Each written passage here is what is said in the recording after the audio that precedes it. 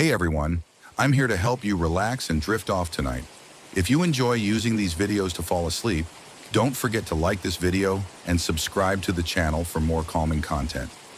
Share where you're watching from and what time it is for you. I'd love to know. Now settle into a cozy spot, take a deep breath, and let's start unwinding together. Nestled on the outskirts of the sleepy town of Blackwood, the Whispering Pines forest had long been a place of mystery and unease. Towering evergreens formed a dense canopy, their branches swaying even when the air was still. The townsfolk avoided the forest whenever they could, warning newcomers with somber looks and whispered advice. You can't see them, but you'll know they're there.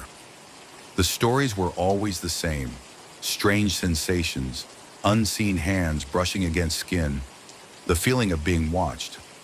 Some claimed to hear faint whispers or the soft sound of footsteps trailing them, though they were always alone. A few who ventured too deep into the forest returned changed, their eyes hollow and their words distant. Others simply never returned at all. The origins of the haunting were unclear. Some said the forest had once been the site of a terrible massacre, the spirits of the dead bound to the trees. Others believed it was a place where the veil between the living and the dead was thin, allowing restless souls to wander freely. One legend, passed down through generations, told of a group of settlers who had vanished within the forest centuries ago. They were fleeing persecution, seeking refuge in the wilderness, but something had found them in the shadows of the pines. Their cries were said to echo through the trees, their presence lingering in the forest, unseen but felt. Eleanor Harding, a journalist from the city, arrived in Blackwood on a crisp autumn morning. She was drawn to the stories of the forest, determined to uncover the truth behind its eerie reputation. With a sharp mind and a penchant for skepticism, Eleanor dismissed the tales as folklore exaggerated over time. "I've heard ghost stories before," she told the town's mayor, a wizened man named Albert Green. "But there's always a logical explanation." Albert shook his head. "You'll find no logic in those woods, Miss Harding. Only regret." Despite his warning, Eleanor pressed on. Armed with a camera, a notebook, and her resolve, she set out to explore Whispering Pines. The forest was beautiful in a haunting way. Golden sunlight filtered through the dense canopy, casting dappled shadows on the moss-covered ground. The air was cool and damp, filled with the scent of pine and earth. Eleanor walked along the narrow trail, her footsteps muffled by a thick carpet of fallen needles. At first, everything seemed normal. Birds chirped in the distance, and the occasional rustle of leaves marked the presence of small animals. But as she ventured deeper, the atmosphere began to shift. The air grew colder, and the forest grew unnaturally silent. The sense of being alone faded, replaced by the distinct feeling of being watched. And then she felt it, a light, fleeting touch on her arm. She froze, her breath hitching. Turning quickly, she found no one there. "Just the wind," she muttered, though the stillness of the air told her otherwise. Eleanor's first night in the forest was unsettling. She pitched her tent in a small clearing and lit a fire, the flames casting flickering shadows on the surrounding trees. As she sat by the fire, scribbling notes, she felt the unmistakable sensation of fingers brushing against the back of her neck. Her heart raced as she spun around, shining her flashlight into the darkness. Nothing. The whispers began soon after, faint, unintelligible murmurs that seemed to come from all directions. Eleanor clutched her flashlight tightly, her rational mind struggling to dismiss the fear creeping into her chest. When she finally managed to fall asleep, her dreams were filled with shadowy figures and the sensation of cold hands gripping her arms. The next morning, Eleanor found her belongings scattered around the clearing. Her notebook was open, the pages covered in smeared writing that wasn't hers. The words were jumbled and nonsensical, but one phrase stood out, repeated over and over: "Help us." Determined to uncover the truth, Eleanor pressed deeper into the forest. She followed the whispers, which grew louder and more distinct the further she went. They seemed to guide her, though she couldn't shake the feeling that she was being led into a trap. In a secluded part of the forest, she discovered an old, overgrown graveyard. The headstones were weathered and covered in moss, their inscriptions barely legible. As she explored, she felt the spirits around her. an invisible crowd pressing closer, their touch cold and insistent. One grave in particular caught her attention. The headstone was larger than the others, its engraving clearer. To those who sought sanctuary and found despair. Eleanor pieced together the tragic history of the settlers. They had come to the forest seeking safety, but they were met with hardship and betrayal. Starvation, disease, and violence had claimed their lives, leaving their spirits trapped, unable to move on. The whispers grew more urgent as she lingered by the grave, the cold touch of the spirits intensifying. They wanted something from her, but what? That night, Eleanor had a vivid dream. She saw the settlers' final moments, faces gaunt with hunger, eyes filled with desperation. A shadowy figure loomed over them, a representation of their fear and despair. When she woke, she understood. The spirits weren't malevolent. They were lost, crying out for release. Eleanor returned to the graveyard, determined to help. She researched rituals to honor the dead and performed one that night. She lit candles and placed offerings of food and flowers at the graves, speaking aloud to the spirits. "I see you," she said. "I acknowledge your pain. May you find peace." The forest came alive with energy. The whispers grew louder, a cacophony of voices blending into a single harmonious hum. The cold touch of the spirits became warm, almost comforting, as if they were thanking her. And then, silence. When Eleanor emerged from the forest, she felt a profound sense of relief. The air around Whispering Pines was lighter. The oppressive atmosphere lifted. The townsfolk noticed the change as well. Though the forest remained eerie, the unsettling encounters ceased. Eleanor wrote about her experience in a best-selling book, The Spirits of Whispering Pines, which brought attention to the forest and its tragic history. Visitors still came to explore its beauty, but they did so with respect, leaving offerings at the old graveyard. Though she never returned to the forest, Eleanor often felt a gentle, unseen touch on her shoulder, a reminder of the spirits she had helped to free. The forest remained haunted, but now it was a place of peace rather than fear. In the small town of Greystone Hollow, tucked away in the Appalachian Mountains, whispers of strange occurrences had begun to circulate. It started with murmurs about flickering lights, the sudden chill of a room, and the unnerving sensation of being watched. But the most disturbing stories centered on a shadow, a formless darkness that seemed to grow larger and more menacing with each passing night. No one knew where it came from or why it appeared, but those who encountered it spoke of an overwhelming sense of dread. At first, the shadow was small, a faint patch of darkness that could easily be mistaken for an ordinary trick of light. But as the nights went on, it expanded, devouring the corners of rooms, crawling up walls, and spreading across ceilings. And it wasn't just growing, it was changing. Claire Miller was the first to report the shadow. A widow in her late 40s, she lived alone in a creaky old house at the edge of town.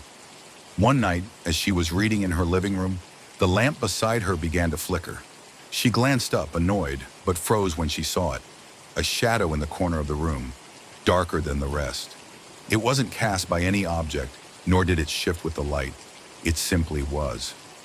Claire dismissed it as her imagination, but the next night, the shadow was back, and larger. It had crept along the wall, stretching toward her, like fingers reaching through the dark. She tried to ignore it, but she couldn't shake the feeling that it was watching her. By the third night, the shadow had nearly covered the entire wall. It pulsed faintly, as if it were alive.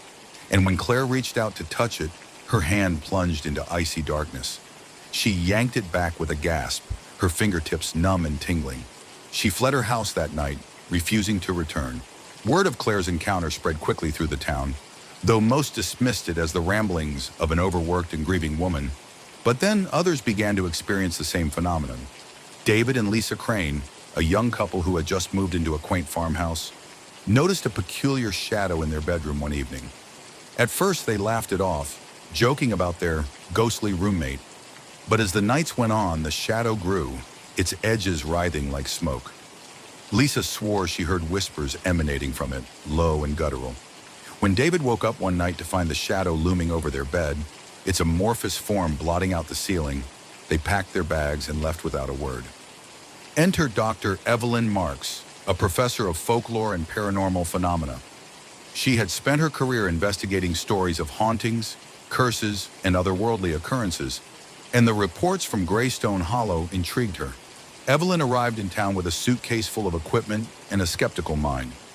She interviewed Claire, the Cranes, and others who had witnessed the shadow. Their stories were eerily similar, each describing the shadow as something unnatural and alive, growing larger and more malevolent each night. "Shadows don't grow," Evelyn muttered to herself as she reviewed her notes. But the fear in the eyes of the townsfolk was undeniable. Evelyn rented a room at the old Greystone Inn, a building steeped in history and ghost stories of its own. She set up cameras, motion sensors, and thermal imaging devices, determined to capture evidence of the shadow. The first night was uneventful. The second brought strange anomalies, flickering lights, sudden drops in temperature, and a faint smudge of darkness that appeared on her camera, but not to her naked eye. By the third night, the shadow had appeared in her room. It started as a small blotch in the corner, but as she watched, it began to expand, creeping along the walls like ink spreading through water. Evelyn felt a chill run down her spine. She approached it cautiously, holding out a thermometer. The temperature near the shadow was below freezing. "What are you?" she whispered. The shadow pulsed, and for a moment, Evelyn thought she heard a voice, faint and distant, like a scream carried on the wind. Determined to understand the shadow, Evelyn delved into the history of Greystone Hollow. She combed through old records, newspapers, and diaries, searching for anything that might explain its origin. She discovered that, over a century ago, the town had been the site of a horrific event. A man named Elias Grayson, a reclusive figure accused of practicing dark rituals, had been lynched by the townsfolk after a child went missing. Elias's final words, according to the records, were a curse. "I shall not rest. I shall grow, and so shall your fear." Evelyn realized the shadow wasn't just a haunting. It was a manifestation of Elias's curse, feeding on fear and growing stronger with each passing night. The more people noticed it, the larger it became, spreading its malevolent influence like a contagion. She returned to the inn, determined to confront the shadow. That night, as it consumed nearly the entire room, she sat in the center of the darkness, refusing to succumb to fear. "You're nothing but a memory," she said, her voice steady. "You have no power here." The shadow convulsed, its form shifting violently. It lashed out, the cold tendrils of darkness brushing against her skin, but Evelyn held firm. Evelyn devised a plan to end the shadow's reign. Drawing from her research, she prepared a ritual meant to break curses.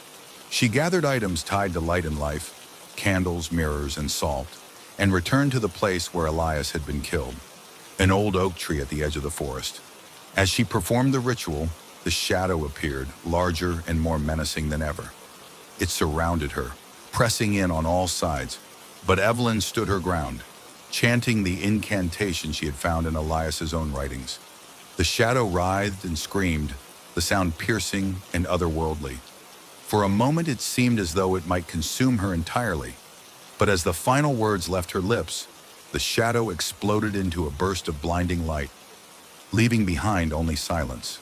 The shadow never returned, and the people of Greystone Hollow slowly reclaimed their peace. Evelyn published her findings in a book titled The Darkness That Grew, though she left out certain details, like the whispers she still occasionally heard in the dead of night. Some believed the shadow was gone for good, while others feared it might one day return, waiting for the right moment to grow again. But for now, the town remained quiet, the memory of the shadow fading into the darkness of history. On the outskirts of Fairhaven, a small and unassuming town nestled in the foggy hills of New England, there was an abandoned estate known as Blackstone Manor. Its crumbling walls and shattered windows stood as a reminder of a bygone era when the town thrived. The property was surrounded by a dense forest, and locals avoided it, claiming the air around the estate was too still, too quiet. The rumors about Blackstone Manor were plentiful, but one story stood out above the rest, the tale of a staircase that led to nowhere. According to legend, if you dared to climb it, you wouldn't come back the same if you came back at all. The mystery caught the attention of Daniel Porter, a young journalist with a reputation for debunking local legends. With a knack for unraveling myths, Daniel thought the staircase sounded like the perfect story to add to his collection of investigations. On a crisp autumn morning, armed with a camera, flashlight, and his notebook, Daniel ventured to Blackstone Manor.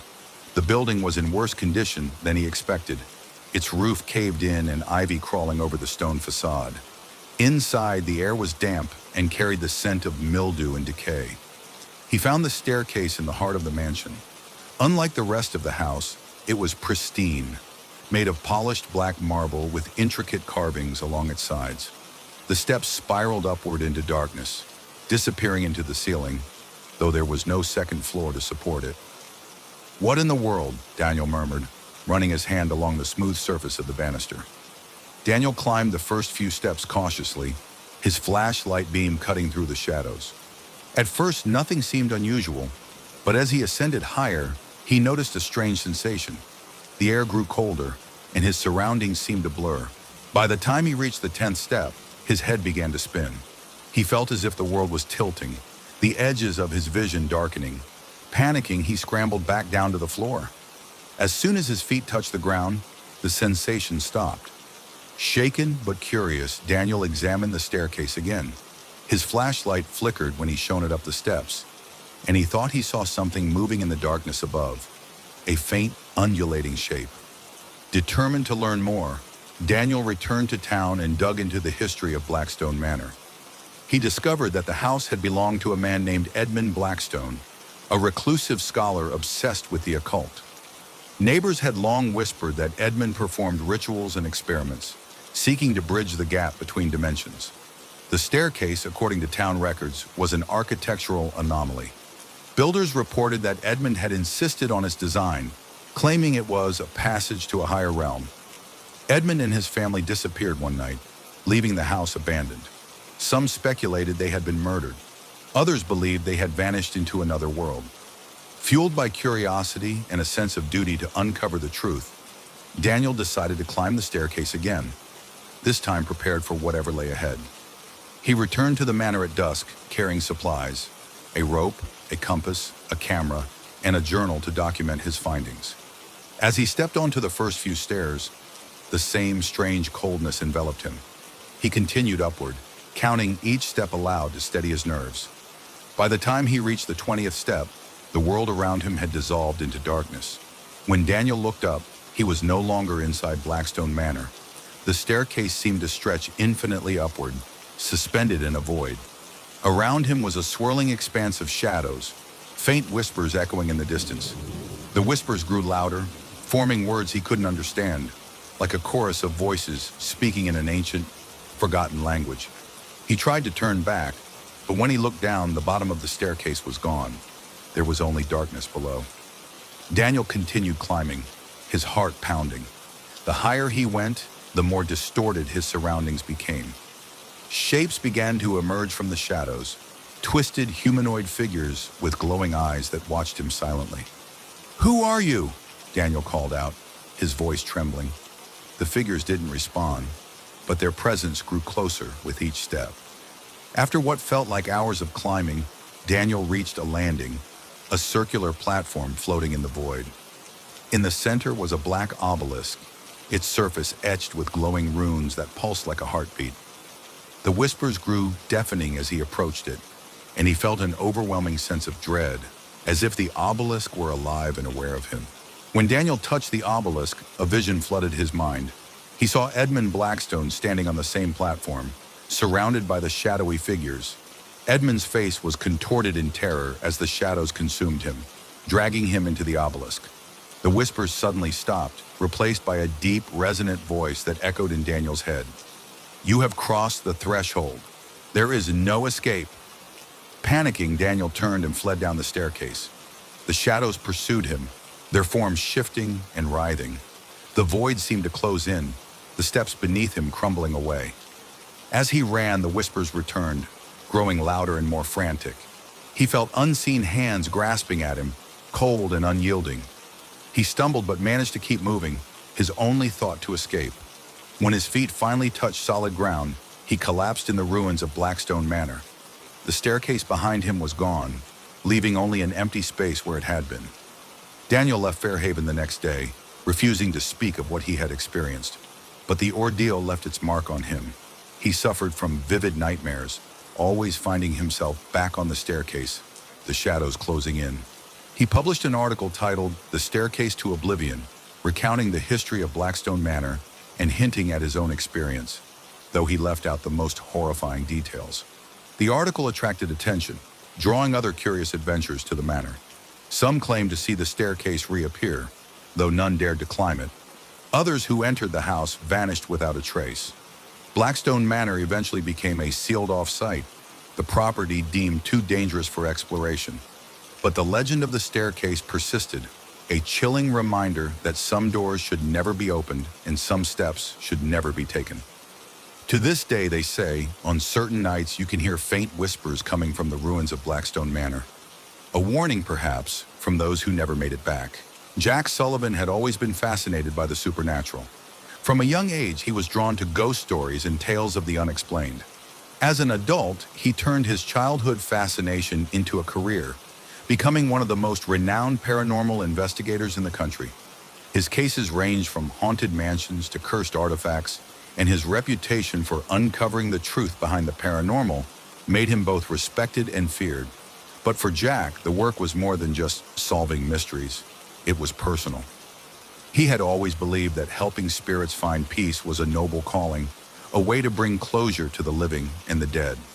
What he didn't realize was that every case he worked on would leave its mark in more ways than one.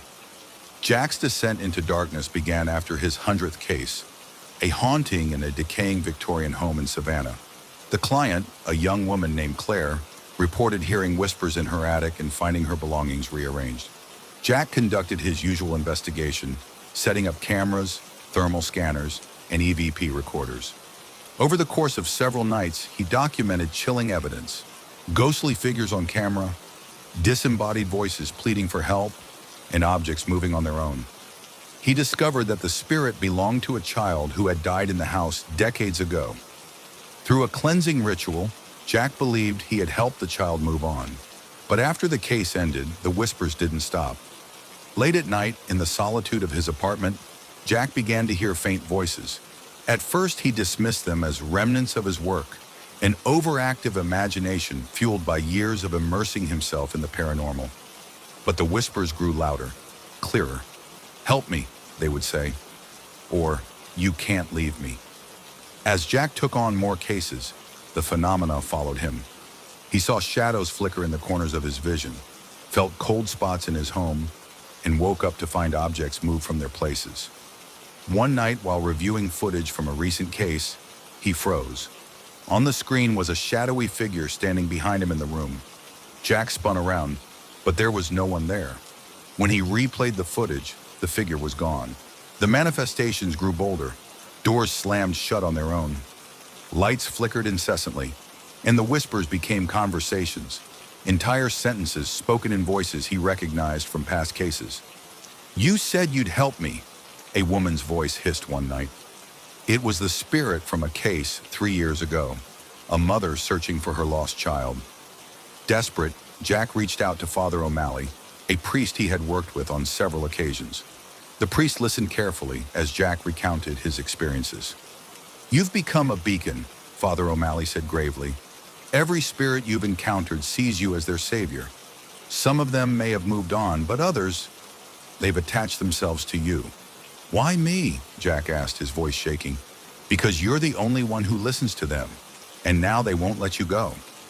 The priest performed a blessing on Jack's apartment, but it offered little relief. The spirits weren't bound to the space. They were bound to him. Jack's breaking point came during a case involving an abandoned asylum.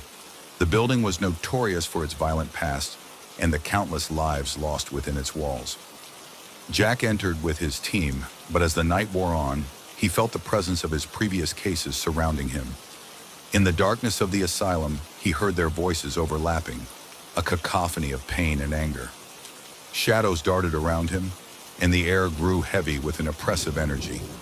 His team noticed his erratic behavior. He was talking to people who weren't there, his eyes darting around as if tracking invisible movements. "Jack, are you okay?" his assistant Sarah asked. I "I can't do this anymore," he stammered. "They're all here. They followed me." When Jack tried to leave the asylum, the spirits turned violent. Objects flew through the air, doors slammed shut, and an unseen force shoved him to the ground. He barely made it out alive. After the asylum incident, Jack retired from paranormal investigation. But the hauntings didn't stop. If anything, they intensified. He became a recluse, rarely leaving his apartment. The once pristine space was now filled with salt lines, protective symbols, and mirrors covered with cloth to prevent spirits from using them as gateways. Every night, Jack was tormented by the ghosts of his past. He saw their faces, heard their cries, and felt their anger. Some begged for his help, while others blamed him for their suffering. "You promised to free us," one spirit growled. "You're a fraud," another hissed. Jack's health deteriorated. He stopped eating, stopped sleeping. The weight of the spirits consumed him, their anguish becoming his own. In a last-ditch effort to free himself, Jack sought out a renowned medium named Evelyn Graves. She was known for her ability to sever spiritual attachments, no matter how strong. Evelyn conducted a seance, attempting to communicate with the spirits bound to Jack. The room filled with an icy chill as dozens of voices filled the air, their rage and sorrow palpable. "You can't take him from us," one spirit snarled. "He belongs to us now," another said. Evelyn's face grew pale as she realized the depth of Jack's torment. "There are too many," she whispered. "They've fused with your energy. If I try to sever them, it could kill you." Jack accepted his fate that night. He couldn't escape the spirits, couldn't undo the years of connections he had formed, but he found a way to live with them. He began keeping a journal, writing down the stories of each spirit that visited him. It was his way of giving them a voice, of fulfilling the promises he had made during his investigations. Over time, the hauntings grew less violent. The spirits still surrounded him, but their anger faded as Jack acknowledged their pain. He published a book titled The Weight of Ghosts, chronicling his experiences and the lives of the spirits he had encountered. The book became a bestseller, hailed as both chilling and deeply human. Jack spent the rest of his life as a haunted man, but also as a voice for the dead. His work brought awareness to the lingering pain of unresolved lives, and his story inspired others to approach the paranormal with compassion. When Jack passed away, his apartment was empty, but those who entered it later claimed to feel a presence, not malevolent, but watchful. Some say Jack became a spirit himself, still listening to the voices of the restless, carrying their stories into the afterlife. The small town of Ravenswood was tucked away in a secluded valley, surrounded by dense forests and towering mountains. With its cobblestone streets, charming wooden houses, and close-knit community, it seemed like the perfect postcard town. But beneath its picturesque surface lay a dark secret, one that kept the townsfolk indoors after sunset. By day, Ravenswood was alive with the chatter of neighbors, the laughter of children playing in the park, and the hum of life. But as the sun began to set, an unspoken fear gripped the town. The streets would empty, shops would close early, and windows would be shuttered. For as long as anyone could remember, Ravenswood had been haunted by shadow creatures, amorphous, shifting forms that emerged as soon as night fell. They slithered through the streets, melted into the walls, and seeped into every corner of darkness. They never ventured into the light, but those who encountered them in the shadows often disappeared, never to be seen again. Amelia Hayes had only lived in Ravenswood for 6 months. A journalist by trade, she had come to the town to escape the chaos of city life after a particularly devastating breakup. At first, she found Ravenswood charming, even idyllic, but it wasn't long before she noticed the town's peculiarities. The warnings had started almost immediately. Her neighbor, an elderly woman named Edith, had knocked on her door one evening just as the sky was turning orange. "You must stay inside after dark," Edith said, her voice trembling, "and keep the lights on. All of them." Amelia had laughed it off. "I think I'll be fine. I'm not afraid of the dark." Edith's face darkened. "It's not the dark you should fear, my dear. It's what lives in it." Curiosity got the better of Amelia one night. With her lights turned off and her curtains slightly parted, she watched the empty streets from her second-floor window. At first, there was nothing but the stillness of the night, but then she saw it, a flicker of movement at the edge of the street lamp's glow. A shadow darted across the pavement, moving unnaturally, as though it were being carried by the wind. It stopped at the base of a tree, pooling there like ink spilling from an unseen bottle. Then it began to rise, forming a vaguely humanoid shape with elongated limbs and a featureless face. Amelia's breath caught in her throat. She scrambled to turn on her lamp, the warm glow banishing the darkness in her room. The creature below seemed to recoil, collapsing into itself and slithering back into the shadows. The next day, Amelia couldn't shake what she had seen. She visited the local diner, hoping to glean some information from the townsfolk. At first, they were reluctant to talk, but after some persistence and a promise not to publish anything, they began to share their stories. "They've always been here," said Mr. Grayson, the town's librarian. "No one knows where they came from, but the earliest records of Ravenswood mention shadow apparitions. Some say they're the spirits of an ancient people who were wronged. Others believe they're something far older, far darker. People used to fight back," added Clara, the waitress. "Back when my grandfather was young, they'd light bonfires and carry torches. But it didn't matter. The shadows always came back." "What happens if you're caught in the dark with them?" Amelia asked. The table went silent. Finally, Edith spoke, her voice barely above a whisper. "You don't come back, and if you do, you're not the same." 2 nights later, the peace of Ravenswood was shattered by a blood-curdling scream. Amelia, watching from her window, saw a young boy running through the street, a shadow creature close behind.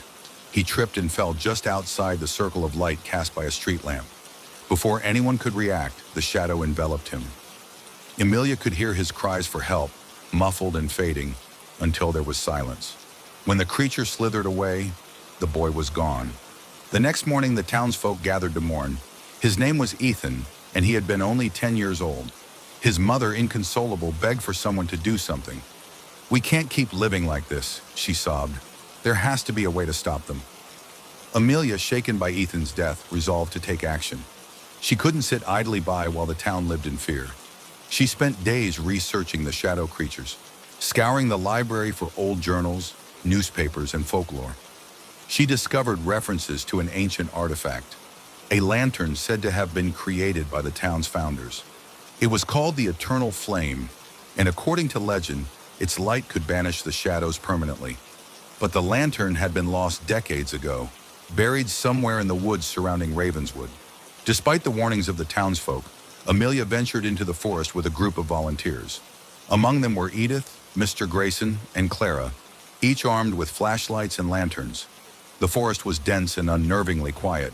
The deeper they went, the darker it became, as though the trees were absorbing the sunlight. After hours of searching, they found it, a small stone altar overgrown with moss. At its center was the Eternal Flame, a lantern made of silver and etched with strange runes. Its light was faint but steady, as though it had been waiting for someone to find it. That night, the townsfolk gathered in the town square. The Eternal Flame was placed at the center, its light growing brighter as the sun set. Amelia and the others carried torches, creating a perimeter of light. As the clock struck midnight, the shadows came. They poured into the square like a tide, hissing and writhing as they encountered the light. The Eternal Flame flared, its glow expanding outward. The shadow creatures screamed, a terrible, high-pitched wail that made Amelia's ears ring. One by one, they dissolved into nothingness, unable to withstand the light. By dawn, the town was silent. The shadows were gone. Ravenswood began to heal. The streets were no longer deserted at night, and the townsfolk no longer lived in fear. The Eternal Flame was placed in the town hall, a reminder of their triumph over the darkness. Amelia stayed in Ravenswood, documenting the town's history and ensuring its story would never be forgotten. She had come seeking inspiration, but found something far greater, a purpose. And though the shadows were gone, she never forgot the lesson they had taught her, that even in the darkest of times, light would always prevail. As Emma gazed into the mirror, her reflection twisted and changed, showing her in the clothing of each era she had visited. She saw herself as the maid, the soldier, the bride, the child. She wasn't just an observer. She had been part of the loop all along. The journal's final entry appeared. The past cannot be changed, but the cycle can be ended. Sacrifice is the key. Emma realized what she had to do. If she stayed behind, allowing herself to become part of the loop, the spirits might be freed. She would take their place, anchoring the fractured timelines so they could move on. With trembling hands, Emma reached into the mirror. The surface rippled like water, pulling her in. The spirits screamed, their voices blending into a deafening cacophony. Then silence. When Emma opened her eyes, she was back in the manor. But it was empty. The air was lighter, the whispers gone. The clock stood still, its hands frozen at 12:01. She walked outside to find the sunrise, her heart heavy but at peace. The spirits were gone, their fates no longer tied to the fractured time of Blackwood Manor. Years later, Blackwood Manor became a place of legend, with no one daring to enter its halls. Emma's journal was never found, but those who ventured close to the ruins spoke of seeing her figure in the windows, a solitary guardian, ensuring that time stayed whole. The whispers, though faint, would sometimes return on quiet nights, carrying with them a single haunting word: thank you. In the quiet town of Willowsbend, nestled between rolling hills and dense woods, strange happenings began to unsettle its residents.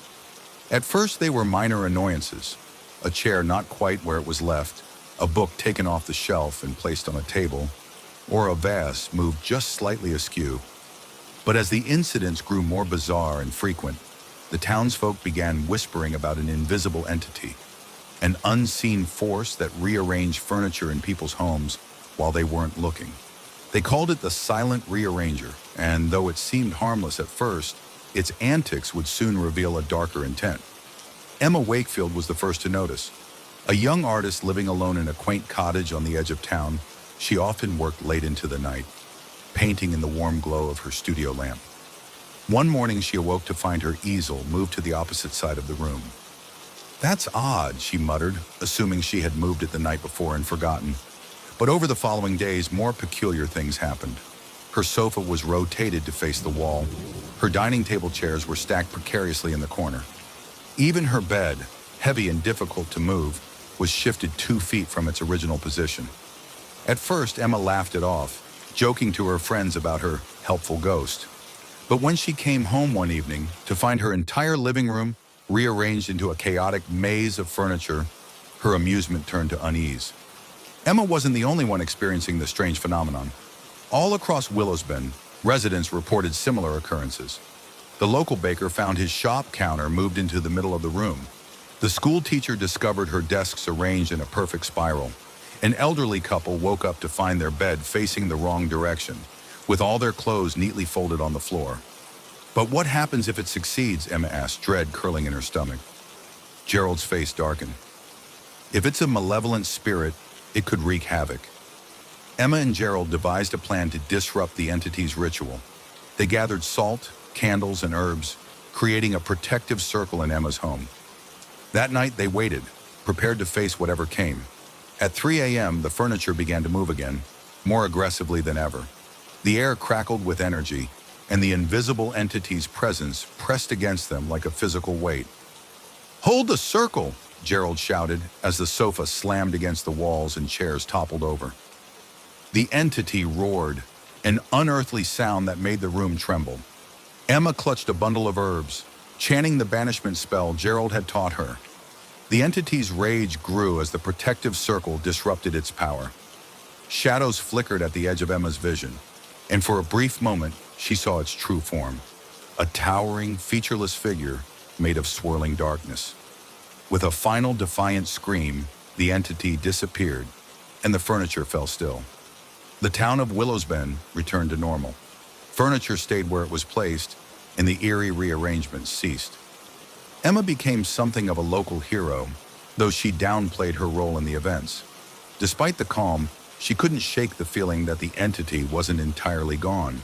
Sometimes when she was alone, she thought she saw the faintest flicker of movement in her peripheral vision, but she chose not to look.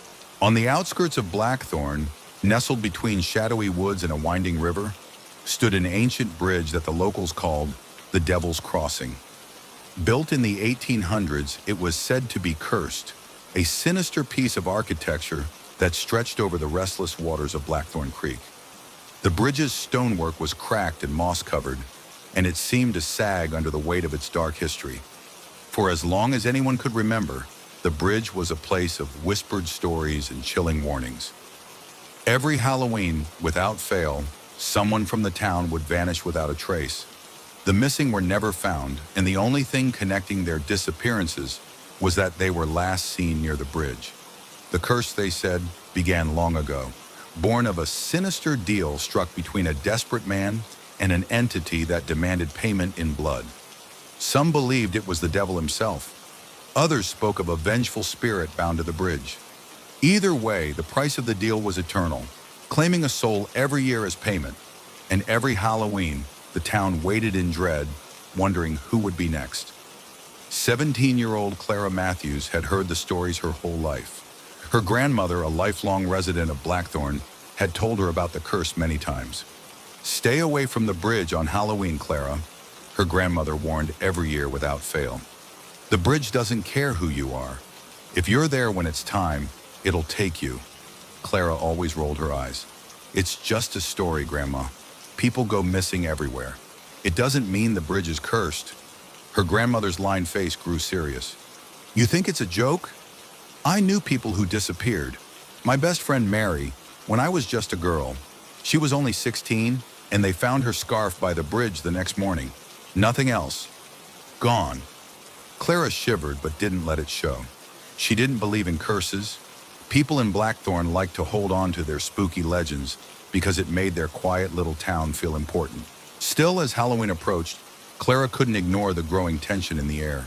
The townsfolk whispered about the curse in hushed tones, parents kept their children close, and an uneasy silence fell over the streets after dark. But for Clara and her friends, Halloween was a night for fun, not fear. That Halloween, Clara, her best friend Rachel, and a group of their friends gathered in the old cemetery near Blackthorn Woods. They were dressed in makeshift costumes, carrying flashlights and bags of candy, their laughter echoing in the crisp night air. As the night wore on and the group grew braver, talk inevitably turned to the Devil's Crossing. "We should go," said Jake, the group's self-proclaimed daredevil. He grinned, his flashlight casting eerie shadows on his face. "What's Halloween without a little scare?" Rachel frowned. "Are you crazy? It's one thing to talk about it, but actually going? No way." "Come on," Jake pressed. "It's just an old bridge.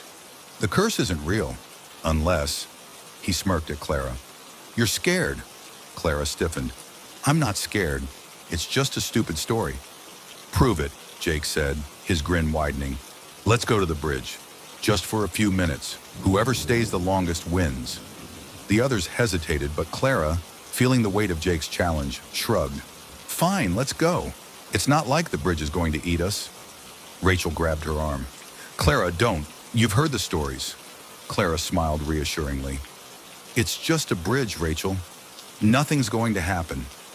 The group made their way through the dark woods, the crunch of leaves and the occasional hoot of an owl their only companions. Blackthorn Creek glistened in the moonlight, its waters flowing fast and cold. When they reached the bridge, it looked even more menacing than Clara had imagined. The stones were worn and slick with moss, the iron railings twisted and jagged. A heavy mist clung to the air, swirling around their ankles as they stepped closer. Jake was the first to step onto the bridge, his flashlight beam cutting through the darkness. "See? Nothing to it." Clara followed, her heart pounding despite herself. The air felt colder here, heavier, as if the bridge carried its own sinister energy. Rachel and the others stayed at the edge, refusing to cross. "You guys are such babies," Jake called back, standing in the center of the bridge. He spread his arms wide. "Come on, curse, do your worst." "Jake, stop it," Clara snapped. "It's not funny." But then something changed. The wind picked up, howling through the trees. The mist thickened, swirling like ghostly fingers around their feet. Clara's flashlight flickered, the beam dimming until it was almost useless. And then they heard it, a faint whispering, like voices carried on the wind. Clara froze. "Did you hear that?" Jake laughed nervously. "It's just the wind." But the whispering grew louder, more distinct. The words were impossible to understand, but they were there, circling them, coming from the bridge itself. Rachel screamed from the edge of the bridge. Let's go! This isn't funny anymore. Clara turned to follow, but her feet felt rooted to the spot. The whispering seemed to press into her mind, filling her with an overwhelming sense of dread. Clara, Jake said, his voice shaking, we should... Before he could finish, the air around them erupted into chaos. The mist surged upward, forming a towering shape in the middle of the bridge. It was neither man nor woman, its form constantly shifting, its eyes glowing like embers in the dark. The whispers turned into a deafening roar. The figure stretched out a hand, or something like a hand, toward Clara. She felt her body go cold, as if the life were being drained from her. Run! Jake shouted, grabbing her arm. He pulled her toward the edge of the bridge, but the mist seemed to block their path, solidifying into an impenetrable wall. The figure loomed closer, its voice echoing in her mind. Every year one must stay, one must pay. No! Clara screamed, struggling against the pull of the mist. Take me instead! Jake's eyes widened in horror. Clara, no! But it was too late. The figure reached her, and everything went black. The next morning, the town awoke to the news of another disappearance. Clara Matthews was gone, last seen on the bridge by her terrified friends. The townspeople shook their heads, muttering about the curse and the foolishness of youth. Rachel and Jake never spoke of what they saw that night. But every Halloween, when the air grew cold and the mist rolled in, Rachel swore she could hear Clara's voice on the wind, whispering from the bridge. Don't come back. The Devil's Crossing remained, waiting for its next soul.